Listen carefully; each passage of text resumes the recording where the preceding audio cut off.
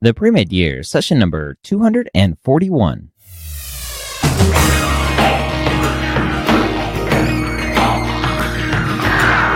Hello and welcome to the three-time Academy of Podcasters, Academy Award-nominated podcast, The Premed Years, where we believe that collaboration, not competition, is key to your success. I'm your host, Dr. Ryan Gray, and in this podcast, we share with you stories, encouragement, and information that you need to know to help guide you on your path to becoming a physician. Now, welcome to the Premed Years podcast. If this is your first time here, thank you for joining me. I hope you get a ton of great information out of our session today. Today, we're going to talk to a guest who had to apply to medical school 3 times. Her first time around, her pre-med advisor said, "Don't apply." She dismissed him. Her second time around, she applied, did very well getting tons of interviews, but didn't get in. And then this third time finally was accepted to many medical schools. You're going to hear her journey and how she became successful, what she learned along the way, and the advice that she has for you so that you don't make the same mistakes. Natalie, welcome to the Premed Years podcast. Thanks for joining me. Thank you. Natalie, when did you know you wanted to be a doctor? I can say I remember that when I was graduating from kindergarten, our teachers were announcing what each of us wanted to be. I was 5 years old, and I remember them announcing, "This is Natalie, and she says she wants to be a doctor." So I cannot say I knew since I was 5 years old because you learn more about the profession as you grow older. So I always had an interest since I was a child. Part of it is because my aunt was a doctor and I liked being around people and I liked the idea of helping people. But I could say that once I was in college and I was shadowing physicians and I started volunteering in the emergency rooms near my home, the idea appealed to me even more because I got to connect with people and I got to learn more about the pathology. I got to be more involved. So I really enjoyed that aspect, combining the sciences along with service. That really appealed to me. So I could say I had an interest since I was a child, but then I realized why I wanted to become a physician because of my experiences during college and after college. I always think that's one of the hardest things that students who, like you, have this early interest. Be like, I've always known since I was a kid. So it was great for you to be able to get that experience and be like, okay, now I understand, and this is what I really want. Yes. How did you go about growing up? And you said you had an aunt who's a physician. How did you go about navigating the pre-med process in the environment that you grew up in? And so to give the listeners a little bit of background, talk about the neighborhood that you grew up in and the atmosphere that you grew up in. Well, my parents did their best to provide a great environment for my 2 siblings and I. We're very different. One didn't graduate from high school. The youngest, he struggled in school, but he's in community college right now. What I can say is that I did not have much academic guidance. So while my parents did their best to provide a safe environment, I could not ask them questions about school. So if I had some issues with some applications, or if I had, let's say, trouble learning a concept in elementary school, middle school, I could not go to my parents because my mother didn't graduate high school. And my father, well, he's in a different area of expertise. But what I recall doing is that if I had some issues with something, I just always did my research. I asked a lot of questions. I sought out mentors, and I had to learn to work in very stressful environments. This is very personal, but when I was young, we had one of my cousins living with us, and we were both in high school at the same time, and he got into some trouble that brought certain people to our home and threatened us. So I had to learn to do well in school in spite of all of that going on, and just learn to work under the stress. And well, do my work at school and ask the questions of the people that had more knowledge about these things because I could not really get that at home. but honestly, all I can say is that with persistence and then with my faith, knowing how to handle difficult times with a positive attitude, that really helped me. There are a lot of students listening to this who are in a very similar situation, whether it's being surrounded by not the best influences or parents who don't have the education to be able to support them, but are supporting them in whatever way they know how. Yes. What did you, or where did you find the motivation to keep down this path, to keep going? Because we all know now that you're in medical school or starting medical school soon, it's a very long journey and takes a lot of discipline and a lot of just a lot of discipline to get there. How did you stay down that path? I would say it was the certainty, me knowing that this was what I wanted to do and that I was willing to work really hard to get to it. I knew that I did not see myself doing anything else. So I thought, whatever it's going to take, as much work as I need to do, I'm willing to put that.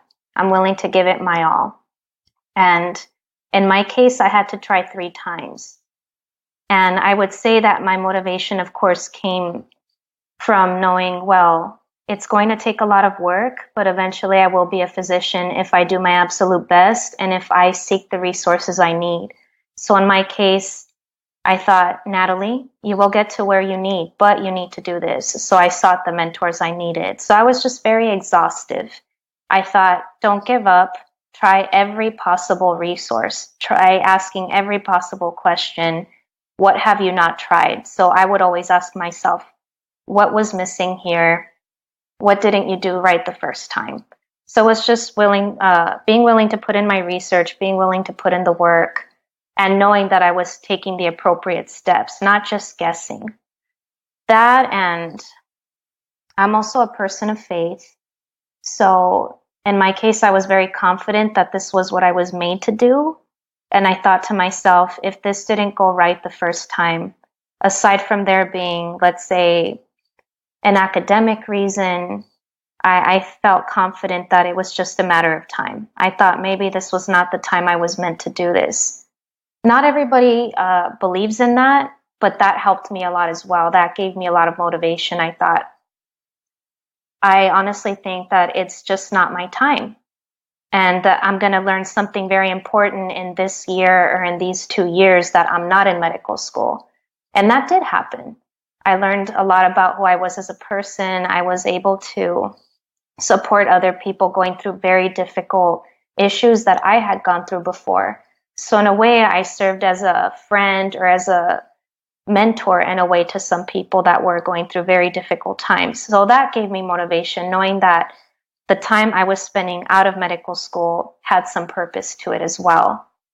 So I thought, well, this is just a very important step I need to take before I become a physician, and I think I'll become a better doctor because of it. So as an example, the second time I didn't get in and I was waitlisted at 6 schools, I thought, okay, well, let's see what I could learn in the interim. And I worked as a college to career instructor for adults that have learning disabilities.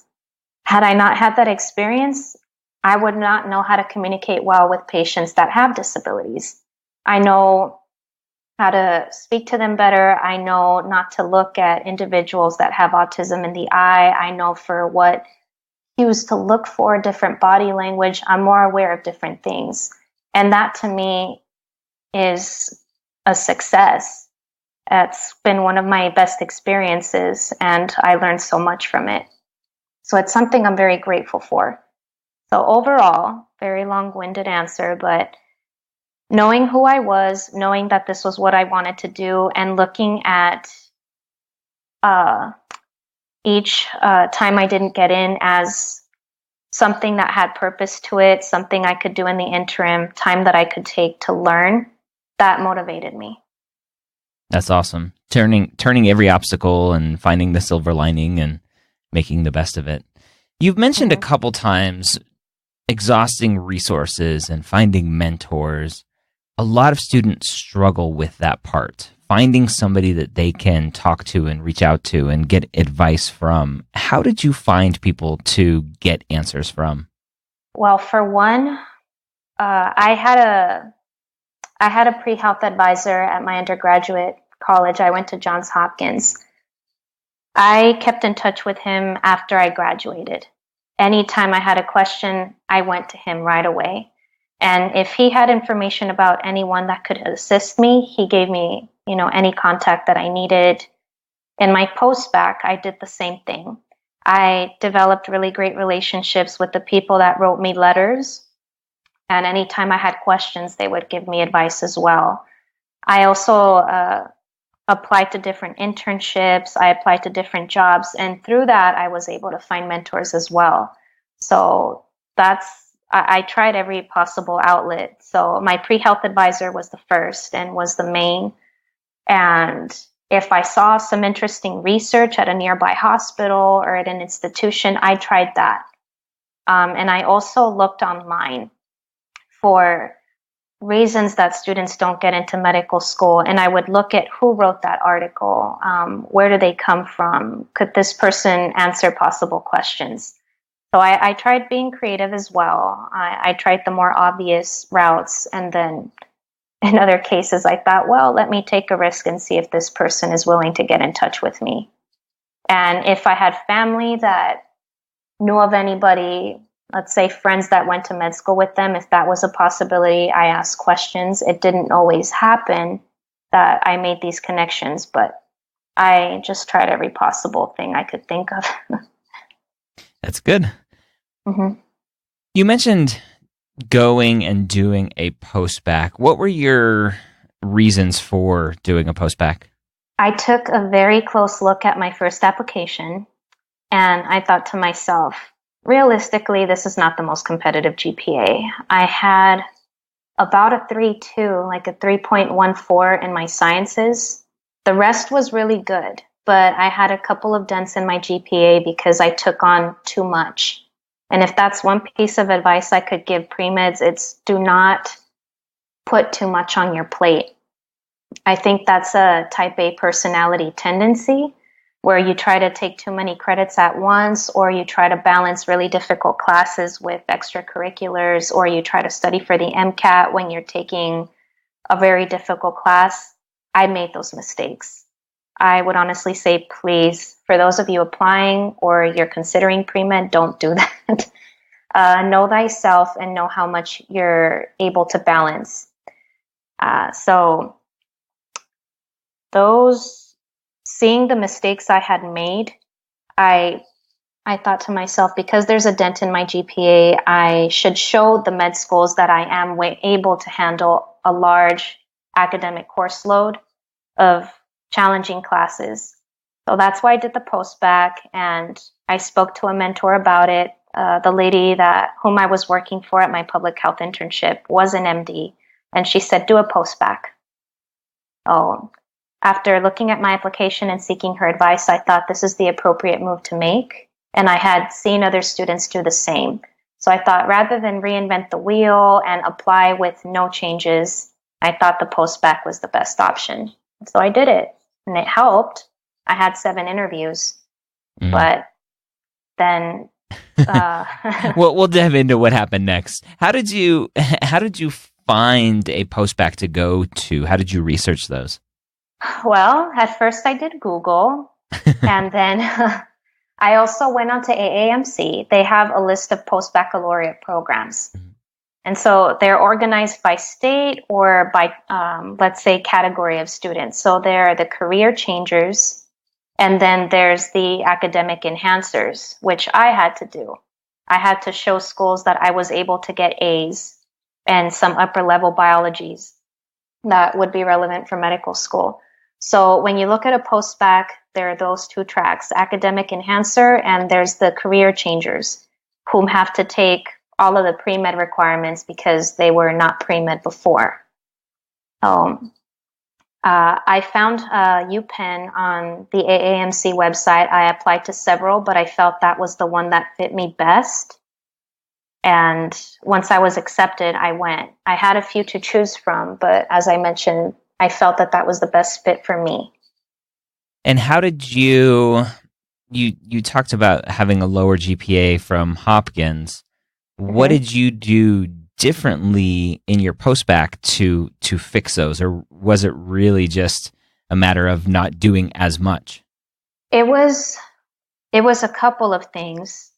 So the first semester I was taking 3 classes, but I dropped one because I felt that I didn't do well on the first midterm. And part of it was learning how to study. It was a class that many people dropped. It was a difficult class, not so much in terms of topic, but it was a number of things. So I thought, I'm not going to take the risk with this class. So I focused on my other 2 and I got A's on both. They were very tough classes. I took immunobiology, which was very challenging, and I took neurodegenerative diseases. So I got A's in both. And then the second semester, I took 4 classes. And I did really well in all of them. They were very challenging, very dense in information. But I would say that what helped me was not putting too much on my plate. So I thought, I'm taking 4 classes. They're very dense in information. They were going to require a lot of work. I should not get involved in too many extracurriculars. So assessing very early on which classes were going to be a problem for me, what I should be doing, outside of school, balancing that helped a lot. But what also helped was the fact that I had learned my learning modalities. I knew that I was heavily visual. I was very tactile. I had to ask a lot of questions. I'm not always very auditory. So knowing that I was probably not going to pick up very much during lecture, but I was going to pick up more from images, that helped me study a lot better. So what was different from college was how I balanced my classes and the fact that I knew how to study better. So that was different. How did you figure out the best way for you to study? Observing myself, if that makes sense. What calls my attention a lot are pictures. The way I remember things are through pictures. So once I made that connection, I realized if I apply this to the way I study and focus less on reading too much text, then I'll be more efficient with my time. So just having people like noticing what people said about me, like this may come off as funny, but my mother, what drives her crazy is that if somebody says, let's say if she repeats the same thing 5 times, it won't stick. But if she writes it on a note, I'll remember because I see the note, for example. She's very auditory, so she prefers to speak something to me. So I can be very attentive when somebody describes a story to me, but when it comes to instruction, that's a little different. So I have to connect what they're saying to a picture, or they have to show me a picture. So once I made that connection, I thought I need to apply this to the way I study. So it's just noticing those little things about myself. Good. That's good to know. And I know a lot of students, that's always kind of first advice to students is you need to figure out how you best learn, how you best study. So that's good to know. Yes. You applied your first time, didn't get in. And you talked about being a person of faith and kind of knowing that everything was going to be okay. But let's be honest, there had to be some doubt in there of maybe he or she, whoever you pray to, had different thoughts for you. How do you go about getting rid of that doubt? Even as a person of faith, there has to be doubt there. I'll confess that sounds funny. I'll say that the third time I applied, after I'd interviewed, when I prayed, I said, honestly, I'm a little scared because I didn't get in the first 2 times, and it's really difficult for me to see myself wearing the white coat right now. So I take a lot of comfort in praying, meditating. I write things down in journals. And I have a lot of spiritual experiences. As I mentioned, not everybody believes in that, but I'm someone that does believe in it because I've gone through it. So after going through that, spending a lot of time in my my prayer closet or meditating a lot, I felt more certainty whenever I addressed those doubts that way. So that helped me a lot. As I mentioned, knowing myself, not seeing any sign or having any feeling that I was meant to do something else, that brought me a lot of comfort and a lot more certainty. But there were times that I had to ask myself, is this really a closed door? But I had other situations that really made me feel certain that this was what I was meant to do. It was not academic, like I said, it was more spiritual. So that's very personal. But it was just little things here and there along the way, instances in which I received money out of an unexpected resource to finish my postbac program when I almost had to leave back to California because I didn't have the funds for it. Little things like that in which I was able to complete a program, or I was able to take my test, or I did better than expected. Those were like little positive reinforcements or signs to me saying, this is your thing. It's just going to happen in the time you need it to. Oh, that's the more personal side. One of the reasons that you didn't get into school the first time, or likely because you didn't get any interviews, was a poor MCAT. Talk about the mistakes that you made, that many students make with your MCAT prep. Yes. So when I took the MCAT the first time, I was taking biochemistry, and so I was studying for the MCAT, taking biochemistry, and I was commuting from where I lived to UCLA by bus. So I was taking time to commute, and I was trying to balance a summer condensed biochem course with a condensed MCAT course. So I was putting too much on my plate. I was very exhausted. And I'd say to the point that I didn't realize that my exam was moved one day earlier. It was sent to a different email, that information, so I never got it. I found out by word of mouth, like at 6 p.m. the night before the exam, and I still had to commute. So had I not been putting too much on my plate, I think I could have avoided that problem. I could have done much better. Doing too much at the same time also put a dent in my GPA because I had been getting A's on my midterms, but then I didn't do well on the exam for biochemistry, and I ended up with a C- in the course. I could have gotten an A, but because I was studying for the MCAT and commuting, I did poorly. So I should have done one thing at a time, and I'm sure I could have done much better, but that was my first mistake. Doing too much all at once and not giving myself enough time to rest, I'd say, was the issue. It sounds like a repeating theme in your life, putting too much on your plate. Yes, that was the problem. It's a very common pre-med thing, especially for students that are trying to fit things in on a timeline, trying to squeeze it all in, whether it's for financial purposes, maybe trying to only do 3 years of school versus 4 years of school for financial reasons, whatever it may be. The goal to take away from this, though, is even though you may need to look at those finances, at the end, you need those grades, you need the MCAT score, and you need all of this other stuff too. So, but you can't cram it all in at the same time. It's hard. No. And people bring up debt sometimes, and I tell them, well, eventually you will have the income to pay it off. It'll take time, but I see it as an investment.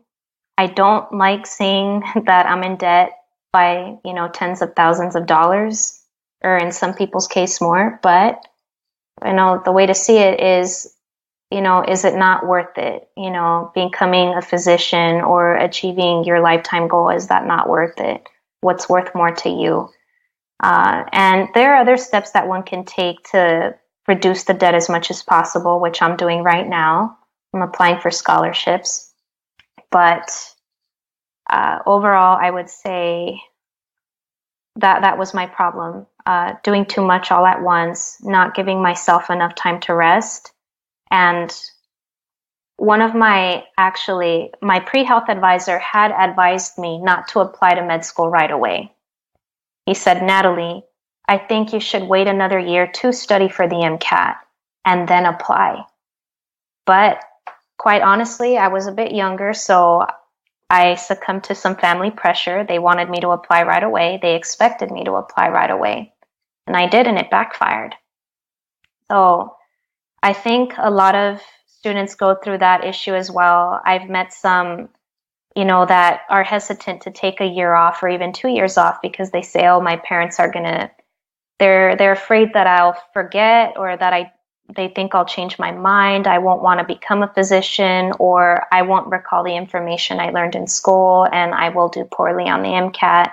These are some concerns that some students have that prevent them from taking the time off that they need, and they cram. That and some financial reasons. I'm not going to say it's easy, but I think it's better to bite the bullet in that respect and work if you need to. I worked during the time off I had, and I saved for my applications. I saved for mock interviews. I saved to have some cash, for the first months that I started school, and it's been such a relief. Now, I'm starting later, but I'm starting more comfortably because of it, and I'm much better prepared. I have more experience, to relate to my patients, and I have more knowledge about myself that's going to help me study better. So while some older generations will feel uncomfortable, if a child takes some time off, I would tell other students, it's tough, but try not to worry about it. Look at it this way. It's going to be harder if you don't get in and you don't prepare the best, because you're going to have to do it all over again. So try to look at both possibilities. What is best for you? What is more likely to happen? So be aware. In other words, don't listen to those old people. They don't know anything. Yeah. I mean, I had to tell my parents once, because my father had actually discouraged me from pursuing the major I was pursuing. And it's actually one of the best things I ever did. He didn't understand. I was a writing seminars major. So that's all screenplays, poetry, fiction, some nonfiction in there, but that was what I loved. And I thought, eventually I'm going to be doing science all my life. So what other skill can I have that's going to help me in the long run? What makes me stand out? And I thought, I'll be a writer. And he told me that's not going to get you much out of college. And I said, well, my ultimate goal is med school. So you could major in anything. But he would tell me, you need straight A's and you need to be a science major. And I said, no, you don't. And I said, I pretty much go to a pre-med factory. I mean, Hopkins has a lot of pre-medical students. You're surrounded by physicians all the time, science professors, and a lot of pre-meds. So I knew that I knew what I was talking about. But in some cultures, no matter how much you know, your parent always knows best. And I acknowledge that older generations have a lot of wisdom in many things. But sometimes as a child, or as a young adult, you know that you know better than the older generation in some respects. So that's a bit of a challenge, but yeah, it's, just got to bite the bullet and do what you need to do. It doesn't mean that you love your parents any less. It just means that they don't always have the answers. So do what's best for you. Your second application. So you applied the first time, you didn't get any interviews. You applied the second time, and you got a bunch of interviews. Mm-hmm. What do you think went wrong with your second application, from the point of having a lot of interviews to not getting any acceptances? I got in touch with 3 admissions committees that had interviewed me. One was from Dartmouth, and one was from UC Irvine, and then USC. So one of the reasons it was easy for me to get in touch with them was because I sent them thank you notes, some emails, some handwritten thank you notes. They were very grateful, and they actually welcomed me to ask them any more questions. So that opened a door. And I used that opportunity to ask them, could you give me any answers possibly, or give me any suggestions for how to improve my application, or could you tell me what might have gone wrong? And so a couple of them said, you had a 29 on your MCAT score. I think if you bring it up just a few more points, or a couple more points even, you have a much better shot at getting in. They said you have a very strong application. That's really the weak spot. And I spoke to some other resources. My mentor from my public health internship, she said you should do mock interviews. And I had looked at other programs, other Postbac programs. I compared them to mine, and the difference was that some provided mock interviews. And I thought, okay, well, let me look into this a bit more. And I saw that the students that had mock interviews had a much higher success rate. And I thought to myself, well, I had an idea of what I was going to say during the interview, but I did not have anyone to practice with. I did not have anyone giving me feedback. So I noticed that was missing. So I thought, I have the numbers. The MCAT was borderline, but honestly, I thought, I know people that have gotten in with the 29 and below. So I thought, really, what was missing was the mock interview practice. So that was the major difference. That, and I had worked with adults that had learning disabilities. I had that additional experience under my belt, and I was volunteering at a hospital. But I had also been volunteering before that, when I had applied the second time. So I realized really the big difference was the mock interview preparation. That was missing. Did you ever walk out of an interview during your second round of applications and think to yourself, like, oh my gosh, did I really just say that out loud? Or, oh my gosh, I was totally unprepared for that question? My first interview, I had a USC interview, and I'd say the most difficult part was getting started. You would think that this question is not so hard to answer, but it is if you don't think about it ahead of time. The infamous "tell me about yourself" question. I had a very rough start with that question. And I'd say that the first minute, even the first 15 seconds, really determines how the rest of the interview will go. And I would think that the interviewer knows right away whether or not they're going to give you a positive review. So I did walk out of my first interview, at least, thinking, oh my goodness, that was horrible. At least the first part was horrible. After that, it went a bit smoothly. Some interviewers have a way of making you feel more comfortable, but it doesn't guarantee that they're going to write you a positive review. So I did have that moment at least once. After your second application, you didn't get any acceptances. You looked into mock interviews, and you ended up finding me and working with me. What was it about going through the mock interviews that you think ultimately paid off the most for you? I'm just thinking about that. It's a number of things.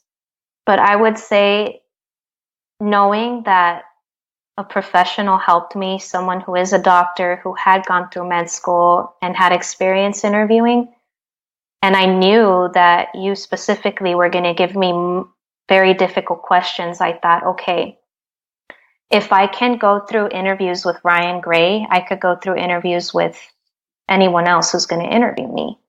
So knowing that I was going to be more prepared, that I had thought of every possible question I could think of, and that I had rehearsed it with an experienced professional, that gave me a lot of comfort.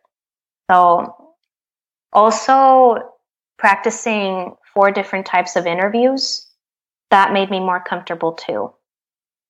I had gone through multiple mini interviews before, but like, let's say when I interviewed in one school in the Midwest, they did 2 one-to-one interviews, and they did an MMI. So that's a lot for one day. But I was not stressed because I thought, okay, I've done this before. Take each question as a challenge. If I need to pause think about it and tell the interviewer that you need to think about it. That I learned from the mock interviews here with you. Little things like that prepared me and made me more calm and composed. And it made me more able to handle the stress of interview day. But I was not even as stressed because I thought to myself, I feel much more articulate because I've practiced and someone has given me amazing tips. So I walked into my first interview. I was a little nervous, but I was also calm, if that makes any sense. There's that little bit of anxiety because it's your first interview and you want to get into medical school, but you're also confident. So I felt both of those things at the same time. But before the mock interviews, I did not feel that way. I was nervous at every interview. I'm almost 100% sure that you received questions on your interview days that we didn't cover in the mock interviews. And a common mistake that some students make is they think that they need to be able to answer every question. And I think from what you're saying is it was really the confidence in articulating and thinking and everything else that gave you the most ability to perform well. It did. I actually received some very difficult questions, particularly during some of the MMIs. One we had actually practiced together, but what really helped was one piece of advice you gave us in your Premed playbook. And you told us read a lot of healthcare magazines, and I was up to date. And one of the questions that one of my MMI interviewers asked me was about the death penalty. No, not the death penalty. It was euthanasia. And I had read an article about that, and I was able to give him a very good answer, not to put myself on a pedestal, but it was because I followed that advice and I had been reading about such topics that I was able to give a very well-informed answer and give him my stance on it, sticking to my beliefs about it. Now, there were other parts of the question that I had a lot of trouble answering. He asked me to create something like a budget, or he asked me, do you think doctors should be consulting politicians, something along those lines. And I asked him to give me a moment to think. Rather than just staring at him blankly or fidgeting, I already knew, okay, I need time to answer this. I'll just ask him for some time. So that gave me some time to collect my thoughts. But had I not read the book or had I not interviewed with you, I probably would have shown some nervous tick. So that made a big difference. And whenever I didn't know something, I told, the interviewer, I'm not sure, honestly, but I think, this may work. So being honest and telling them, I'm not sure, I don't have all the answers, but this is what I think, or this may be a possibility, I think that helped a lot too, knowing that you're not always going to have the answers. Yeah, and as an interviewer, we know when you don't have the answers and you're trying to fake it. Just tell us you don't know. That's okay to say you don't know, but here's what I think, exactly as you did it. So that's perfect. So Natalie, what was the final tally of acceptances on this third application cycle? Okay, I had 15 interview offers, but I only went to 10. And I had 6 acceptances and the rest were wait lists. That's amazing.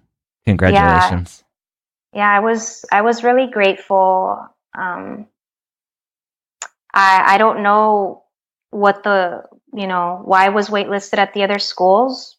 It could have been my MCAT, I'm not sure, but overall I was really grateful, and I saw this as a very, very great application cycle. And I can honestly say that aside from the Postbac and my work experience, what made the difference this time was the fact that I had done 4 mock interviews, and I reviewed them each time. And I was also staying very well informed. So that helped me give some very articulate answers and some very applicable answers to the current issues at hand. So I went in more prepared, more articulate, and more knowledgeable. So that made the world of difference. How did you narrow down from 6 acceptances to ultimately where you decided to start school?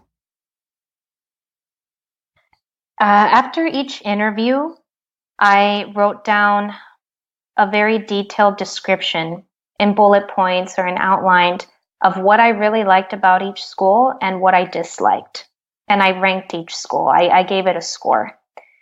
It was down to 3 schools for me. All 3 schools had a 9.1 out of 10 for me. So schools that had below that, I thought, okay, this is not going to work. And then I also looked into financial aid. So that helped me a lot because I thought after this many interviews, I may forget very important facts, very important feelings during each interview, different programs offered at each school. So I kept note of everything. So I thought I'm probably going to end up liking each school. There may be a few I don't connect with as much, but I didn't want to feel uncertain or stressed about choosing between that many schools. So ranking them and writing down what I liked and what I disliked really helped me. And then when it came to my final decision, financial aid played a role, but then I tried to put myself in a position, a hypothetical position, thinking, if I went to this school, would I be thinking, what if I had gone to the other one? Ultimately, what is going to make me happy?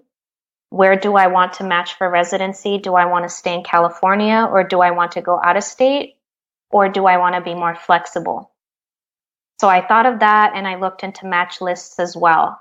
I thought, do the individuals at this school seem to have an ongoing trend of staying in that state, or do they branch out everywhere? So I looked at that, financial aid, match lists, and a ranking of the schools with details of what I liked and disliked. That helped me narrow down my decision a lot. And now you are going to where? I'm going to the University of Michigan, Ann Arbor. That's awesome. Great school. Yeah. Are you going to go to football games?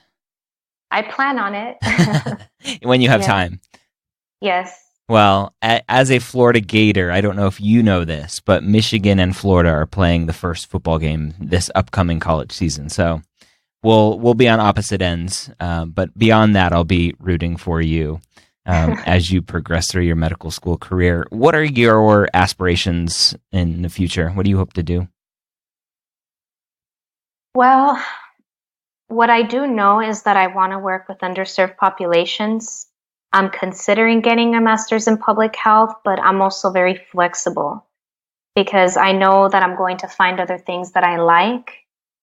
So I'm allowing myself to take a look at different things in terms of specialty. I don't want to pigeonhole myself just yet into anything. I'm a very curious person, so I think I'll make my decision the 3rd year. I do like the idea of working with my hands, and I have scrubbed into surgeries, and I remember coming out of each one elated. So that interests me a lot, but I don't know what kind I'd like to pursue yet. So right now, I'm really in the mindset of exploration. I only know that I want to work with medically disadvantaged communities. But other than that, it's very open for me. I'm actually starting school early because Michigan has a program for students that are interested in health equity. So I will be doing that and getting a jump start in anatomy and histology, and I'll be connected to mentors. So that's great. Yeah, it's really great. I'm really grateful. Natalie, for a listener right now who's listening to this, who maybe has gone through an application cycle or two, or maybe has a similar upbringing that you have had, and is doubting themselves or doubting the process, what would you say to motivate them to continue down this path? I would say that I've talked to several people, and they say that if they had not gotten in the first time, that they would be so discouraged and they probably would not reapply.